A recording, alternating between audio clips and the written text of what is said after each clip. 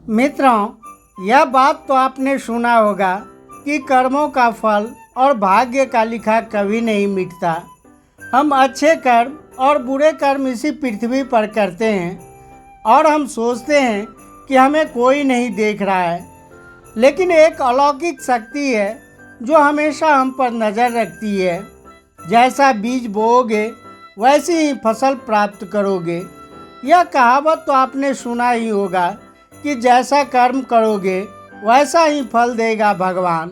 अर्थात जैसा आप कर्म करोगे वैसा ही आपको फल भी प्राप्त होगा। लेकिन मेरा एक सवाल है, क्या आप इस बात पर यकीन करते हैं कि जैसा आप कर्म करते हैं वैसा ही आपको फल भी मिलता है?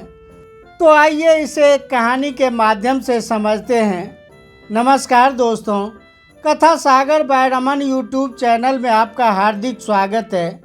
दोस्तों, यह कहानी बड़ी ही शिक्षाप्रद, महत्वपूर्ण और ज्ञानवर्धक होने वाली है। मेरा आपसे निवेदन है कि इस कहानी के अंत तक हमारे साथ बने रहना। मित्रों, कहानी के अंत में कुछ ऐसी जानकारियां मिलने वाली है जो आपके लिए बहुत ही महत्वपूर्ण साबित हो सकती है, आपके जीवन में बहुत ही काम आने वाली है। तो चलिए कहानी शुरू करते हैं। बहुत समय पहले की बात है। एक गांव में रघु नाम का एक किसान रहता था। उसके परिवार में सिर्फ रघु और उसकी पत्नी रहती थी। एक दिन वह किसान और उसकी पत्नी अनाज बेचने के लिए दूसरे नगर गए थे। जब वह अनाज बेचकर दूसरे नगर से अपने नगर आ रहे थे तो वे दोनों अनजान शहर में एक सुनसान रास्ते से जा रहे थे।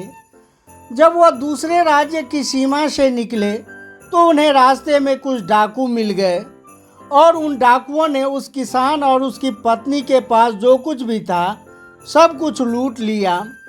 और इस तरह से किसान और उसकी पत्नी को डाकुओं ने भिखारी बना दिया।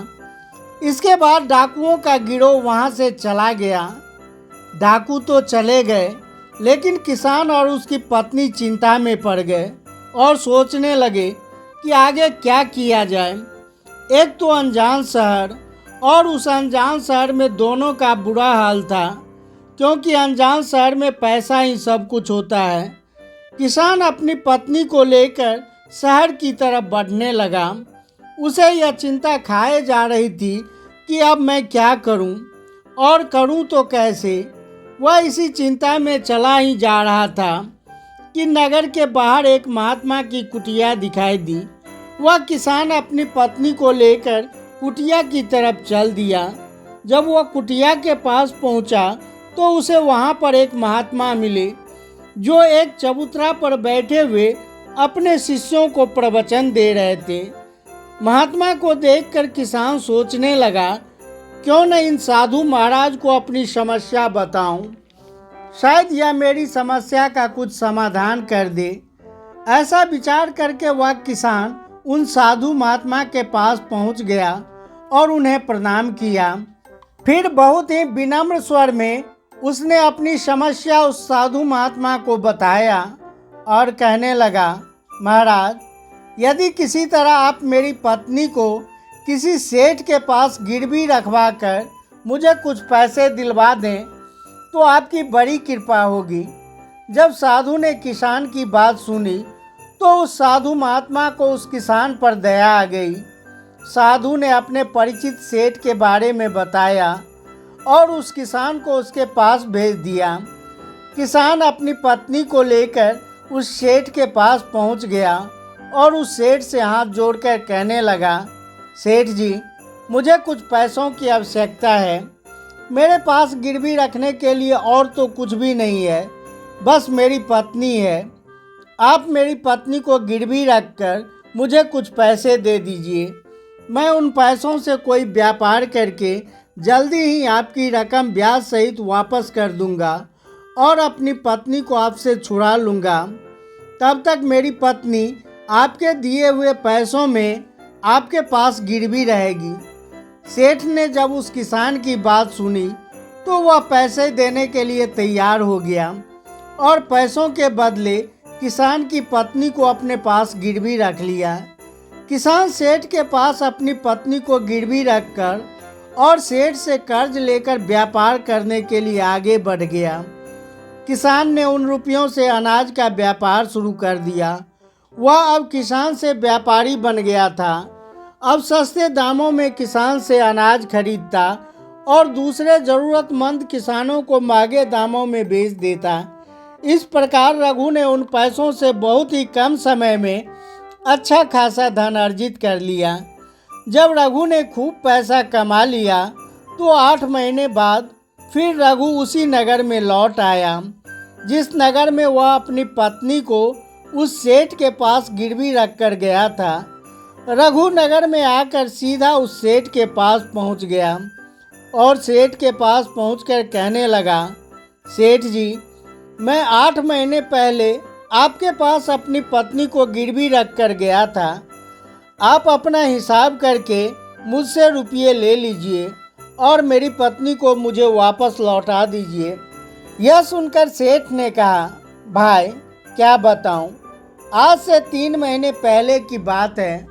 तुम्हारी पत्नी अचानक बीमार पड़ गई और उस बीमारी के कारण तुम्हारी पत्नी की मृत्यु हो गई। मैंने तुम्हारी पत्नी का बहुत इलाज भी करवाया, अच्छे से अच्छे वैद्य को दिखाया, फिर भी तुम्हारी पत्नी को नहीं बचा सका। जब उस सेठ के मुंह से यह सुना तो रघु यह सुनकर बड़ा दुखी हुआ। फिर थोड़ा धीरज रखकर उस सेठ से बोला, सेठ जी, जो होना था वह तो हो चुका है। शायद मेरे नसीब में ऐसा ही लिखा हुआ था। वह मेरे साथ रहती तब भी आयु पूरी होने पर उसे मरना ही पड़ता। होनी को कौन टाल सकता है।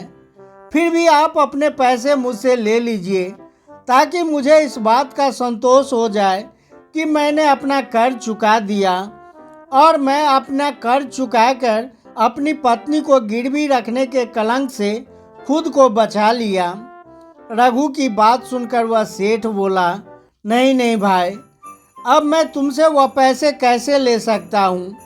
जब मैं तुम्हारी अमानत ही तुम्हें नहीं लौटा सकता तो अपना कर्ज वापस लेने का मुझे कोई हक नहीं है।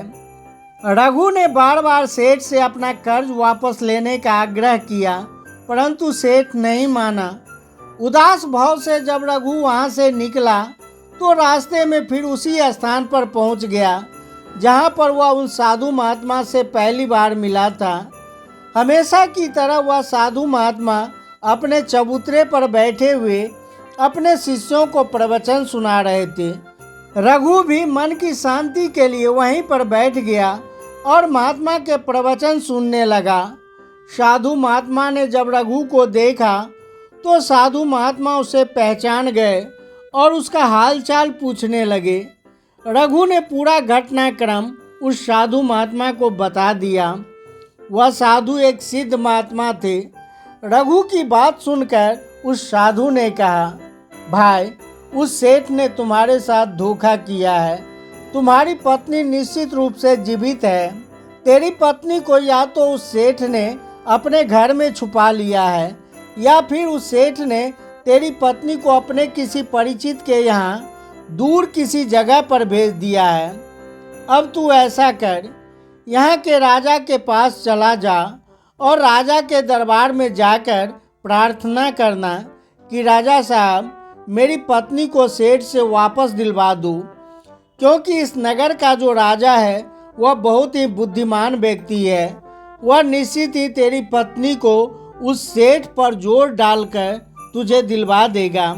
उसके दरबार में ही तुम्हारा फैसला होगा। जब रघु ने उस साधु महात्मा की बातों को सुना तो रघु उस साधु महात्मा की बात मानकर राजा के दरबार में जाने के लिए चल दिया।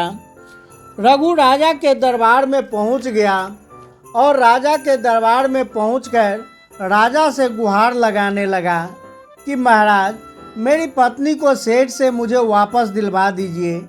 महाराज, मैंने सेठ से कुछ धन उधार लिया था।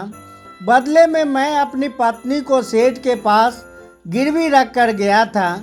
जब मैं धन लेकर अपनी पत्नी को वापस लेने के लिए उस सेठ के पास गया तो वह कह रहा है कि मेरी पत्नी का देहांत हो गया है। महाराज, वह झूठ बोल रहा है। रघु की प्रार्थना सुनकर राजा ने सेठ को दरबार में बुलाया और उससे कहा, सेठ, क्या यह बात सच है कि यह किसान कुछ रुपयों के बदले अपनी पत्नी को तुम्हारे पास गिरवी रख कर गया था?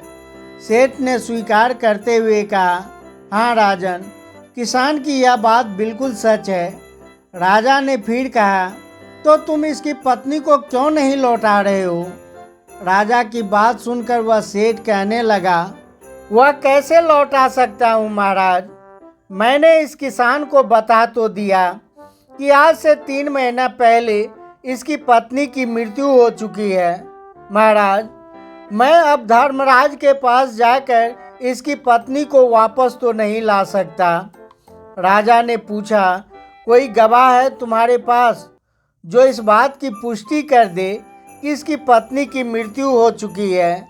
तब सेठ बोला, जी महाराज, इस बात की पुष्टि वह अच्छी तरह से कर देगा जिसने इस व्यापारी के पत्नी का इलाज किया था, और वह 4 व्यक्ति भी इस बात की गवाही दे देंगे जो इसकी पत्नी को श्मशान में जलाकर आए थे। उस सेठ ने यह बात इतने आत्मविश्वास के साथ कहा कि राजा को भी उस पर भरोसा हो गया। तब राजा ने रघु से कहा, भाई, अगर तुम्हारी पत्नी जीवित होती तो हम तुम्हें अवश्य वापस दिलवा देते। अब तो हमारी भी मजबूरी है।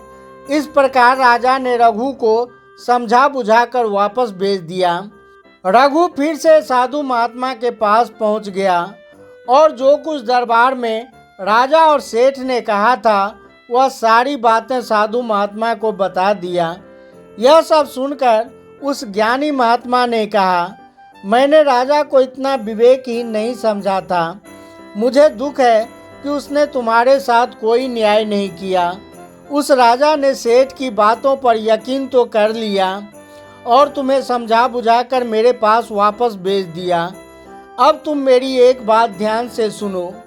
तुम फिर से एक बार राजा के पास जाओ और उसे कहना कि सिर्फ 3 घंटे के लिए वह अपनी राजगद्दी पर मुझे बैठने का अधिकार दे दे। तब मैं राजा को बताऊंगा कि न्याय कैसे किया जाता है और न्याय किसे कहते हैं। रघु एक बार फिर से राजा के दरबार में पहुंचा और जैसा उस साधु महात्मा ने कहा था उसने राजा से कह दिया। राजा ने रघु की यह बात सुनी तो यह सुनकर राजा ने कहा, मुझे 3 घंटे के लिए राजगद्दी छोड़ने में कोई ऐतराज़ नहीं है। यदि ऐसा करने से तुम्हें न्याय मिल जाएगा तो मैं 3 घंटे के लिए उस साधु महात्मा के लिए अपनी राजगद्दी छोड़ दूंगा। तुम उन महात्मा को राज दरबार में ले आओ। रघु ने जब राजा के यह वचन सुने तो रघु सीधे उस साधु महात्मा के पास चला गया और साधु महात्मा को राज दरबार में ले आया। जब साधु महात्मा राज दरबार में पहुंच गए तो राजा ने अपनी राजगद्दी उन साधु महात्मा को सौंप दिए। फिर राजगद्दी पर विराजमान होते ही वह साधु महात्मा सेठ से कहा, सेठ जी, आपने कहा कि इस किसान की पत्नी आपके पास रहते हुए 3 महीना पहले ही स्वर्ग सिधार गई है और आपका कहना है कि आपके पास इसके पत्नी के मरने के गवाह भी मौजूद हैं। क्या मैं उन गवाहों से मिल सकता हूँ? फिर राजा बने साधु महात्मा के आदेश पर उन गवाहों को पेश किए गए। सबसे पहले साधु महात्मा ने उस वैद्य को बुलाया जिसने रघु की पत्नी का इलाज किया था। साधु ने वैद्य से पूछा, क्यों भाई, आपने ही रघु की पत्नी का इलाज किया था? तब वैद्य ने कहा, जी महाराज, मैंने ही इसकी पत्नी का इलाज किया था।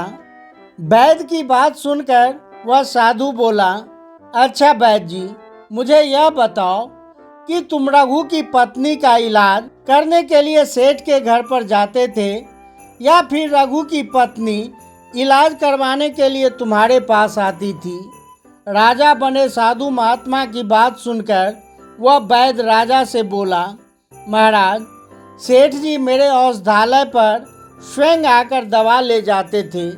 साधु बोला, यानी तुम विश्वास के साथ यह नहीं कह सकते कि वह दवा सेठ रघु की पत्नी के लिए ले जाता था? या फिर किसी और के लिए? साधु महात्मा की बात सुनकर वैद्य बोला, हाँ महाराज, यह बात तो मैं यकीन के साथ नहीं कह सकता कि सेठ किसके लिए दवाई ले जाते थे, लेकिन सेठ जी मुझसे दवाई जरूर ले जाया करते थे। वैद्य की बात सुनकर वह साधु बोला, इसका मतलब तो यही हुआ कि तुम मरीज को बिना देखे ही दवाइयाँ दे देते हो। यह तो बहुत ही गंभीर अपराध है। तुम दवा के स्थान पर किसी को जहर भी तो दे सकते हो, और हो सकता है कि तुम्हारे द्वारा दिए गए जहर से ही रघु की पत्नी की मृत्यु हुई हो। उस साधु की यह बातें सुनकर वैद्य का चेहरा डर के मारे पीला पड़ने लगा और वह भयभीत स्वर में बोला, नहीं हजूर, ऐसा नहीं हो सकता। मैं अपने किसी मरीज को दवा के बदले में भला जहर कैसे दे सकता हूँ, और इस तरह मेरी सारी मान प्रतिष्ठा भी धूमिल हो जाएगी। वैद्य की बात सुनकर वह साधु महात्मा बोले, अब तो तुम ऐसा ही कहोगे। मैं तुम्हें अपने कर्तव्य के प्रति लापरवाही करने और एक मरीज के जीवन से खिलवाड़ करने के अपराध में 50 कोड़े लगाने का आदेश देने जा रहा हूँ, और इसके साथ ही तुम्हारा मुंह काला करके सारे नगर में तुम्हें घुमाया भी जाएगा। अब तुम सोच लो वैद्य, सच बोलोगे या फिर मैं सैनिकों को तुम्हें गिरफ्तार करने का आदेश दूं? यह सुनकर वैद्य का शरीर कांपने लगा और वह उस साधु के कदमों में जा गिरा और बोला, हजूर, मुझे माफ़ कर दीजिए। मैं स्वीकार करता हूँ कि मैंने सेठ के किसी मरीज का कोई भी इलाज नहीं किया है। सेठ ने मुझे पैसे दिए थे और कहा था कि यदि गवाही की आवश्यकता पड़े तो ऐसा कहकर उसके पक्ष में गवाही दे दूं। बस मेरा इतना ही अपराध है कि मैंने लालच में आकर इस सेठ का प्रस्ताव स्वीकार कर लिया। राजा बने साधु महात्मा ने कहा, वैद्य जी, कुछ भी हो, आपने अपराध तो किया है, इसलिए मैं तुम्हें झूठी गवाही के इल्जाम में 100 कोड़े लगाने का आदेश देता हूँ। साधु महात्मा के आदेश का राजा के सैनिकों ने तुरंत ही पालन किया। सैनिकों ने तत्काल ही उस वैद्य को पकड़ लिया और भरे दरबार में उसे कोड़े लगाने लगे। पहला कोड़ा लगते ही वह जोर से चीख पड़ा और कहने लगा, महाराज, मुझ पर दया कीजिए, मैं मर जाऊंगा। हर कोड़े के साथ उसके गले से करुणामय आवाज़ें निकलने लगी। उसकी चीखें राज दरबार में गूंज उठी। वैद्य के साथ ऐसा होते हुए देखकर सेठ के गवाह के तौर पर बुलाए गए उन चारों व्यक्तियों के कलेजे दहल गए, जिन्होंने रघु की पत्नी को श्मशान में ले जाकर जलाने की बात की थी। अब बारी उन चारों गवाहों की आई। साधु महात्मा ने उनसे पूछा, तुम लोगों का कहना है कि तुम चारों ने इन रघु किसान की मृत पत्नी का शव ले जाकर श्मशान में उसे जलाकर आए थे। मुझे यह बताओ कि अंतिम संस्कार से पहले जब मृत शरीर को स्नान कराया जाता है, फिर उसे कफन में लपेटकर धरती पर रखा जाता है। स्नान के दौरान क्या तुमने उस स्त्री का मृत शरीर देखा था? यह सुनकर सेठ के चारों गवाह कहने लगे, नहीं हजूर, उनका मृत शरीर तो हमने देखा ही नहीं था। जब सेठ जी ने अर्थी तैयार कर ली थी, उसके बाद ही हम उसे श्मशान में ले गए और उसे जला कर आए। उन चारों गवाहों की बात सुनकर वह साधु महात्मा बोले, और तुमने यह भी जानना उचित नहीं समझा कि उस अर्थी में कोई मृत मनुष्य लेटा है या कोई जीवित व्यक्ति? कहीं ऐसा तो नहीं किसी जहरीले पदार्थ से बेहोश व्यक्ति उसमें लेटा हो और तुम उसे श्मशान ले जाकर जलाकर आ गए? यह तो एक बहुत ही गंभीर अपराध है। इसके लिए तुम लोगों को मृत्यु दंड की सजा भी दी जा सकती है। वह चारों गवाह वैद्य की पिटाई देखकर पहले से ही भयभीत था। जब उन्होंने साधु महात्मा के मुख से मृत्यु दंड की बात सुनी तो यह सुनकर उन सभी के हाथ पांव मानो बिल्कुल ठंडे पड़ गए हों। साधु ने विनम्र भाव से सेठ की तरफ देखा। जैसे ही उस साधु महात्मा ने सेठ की तरफ देखा, तो सेठ का चेहरा काला पड़ गया। साधु ने सेठ से कहा, सेठ जी, तुम्हारे 5 गवाहों की तो पहले ही हवा निकल गई। अब तुम बताओ, किसी की इच्छा के विपरीत किसी की पत्नी को जबरदस्ती घर में रखने के अपराध में तुम कौन सी सज़ा पाना पसंद करोगे? साधु महात्मा की बात सुनकर सेठ का चेहरा एकदम सफ़ेद पड़ गया। उसके मुंह से तो कोई बोल ही नहीं निकल सका। राजा बने साधु ने कहा, सेठ, इससे पहले कि मैं तुम्हें 10 साल की कठोर कारावास का सज़ा दे दूं, अभी भी समय है कि तुम इस रघु किसान की पत्नी को दरबार में हाजिर कर दो। राजा के डर से सेठ ने तुरंत अपने सेवकों को अपने घर भेजकर और रघु की पत्नी को दरबार में हाजिर कर दिया। साधु ने रघु की पत्नी को उसके हवाले कर दिया और सेठ को झूठी गवाही दिलवाने के अपराध में 5 साल की कठोर कारावास की सज़ा सुना दी। उन चारों गवाहों को भी कड़ी से कड़ी सजा दी गई, जिन्होंने रघु की पत्नी का शव श्मशान में ले जाने की झूठी गवाही दी थी। यह देखकर राजा आश्चर्यचकित रह गया और साधु के सामने हाथ जोड़कर बोला, महात्मन, आप धन्य हैं। आपने मुझे सिखा दिया कि न्याय कैसे किया जाता है। राजा की बात सुनकर साधु महात्मा बोला, राजन, मेरी 3 बातें सदैव याद रखना। कभी इन 3 स्थानों पर अपनी पत्नी को अकेला नहीं छोड़ना चाहिए। अब हम आपको बताते हैं, जो भी व्यक्ति इन 3 स्थानों पर अपनी पत्नी को अकेला छोड़ता है तो उसे बहुत ही पश्चाताप करना पड़ता है। पहला स्थान, अगर आपकी पत्नी को कोई बीमारी घेर ले और वह बीमार पड़ जाए तो ऐसी स्थिति में कभी भी उसको अकेला छोड़कर नहीं जाना चाहिए, क्योंकि जब कोई मनुष्य किसी स्त्री से विवाह करता है तो विवाह के समय वचन देता है कि मैं तेरे सुख दुख में और आजीवन तुम्हारे साथ रहूँगा। इसलिए बीमारी की हालत में उसके साथ सदैव बने रहिए और उसकी देखभाल कीजिए। जिस तरीके से पत्नी अपने पति की सेवा करती है, उसी तरह से पति का भी कर्तव्य बनता है कि अपनी पत्नी की सेवा में हमेशा तत्पर रहे। यह आपका कर्तव्य है। दूसरा स्थान, अगर आपकी पत्नी निर्दोष है और कोई उस पर झूठा लांछन लगाता है तो ऐसी स्थिति में सदैव तुम्हें उसके साथ खड़े रहना चाहिए, क्योंकि एक लड़की अपने माता पिता का घर इसी आस में छोड़कर आती है कि पति मेरी भावनाओं को समझेगा और हर स्थिति में मेरा साथ देगा। इसलिए दुनिया वाले उस पर कोई झूठा दोष लगा रहे हैं तो आपको अपनी अर्धांगिनी के साथ खड़े रहना चाहिए। ऐसे समय में कभी भी उनको अकेला नहीं छोड़ना चाहिए। या कभी कोई ऐसी स्थिति आए तो उस समय तुम्हें अपनी पत्नी को बोलना चाहिए कि तुम बिल्कुल चिंता मत करो, मैं तुम्हारे साथ खड़ा हूँ। तीसरा स्थान, कभी भूलकर भी अपनी पत्नी को पराये पुरुषों के पास नहीं छोड़ना चाहिए। किसी भी परिस्थिति में अपनी पत्नी को किसी अन्य पुरुष के साथ अकेला नहीं छोड़ना चाहिए, क्योंकि आज के समय में किसी का कुछ नहीं पता कौन कब और किसके साथ दगा कर दे। साधु महात्मा की बात रघु और राजा को भी समझ में आ गई।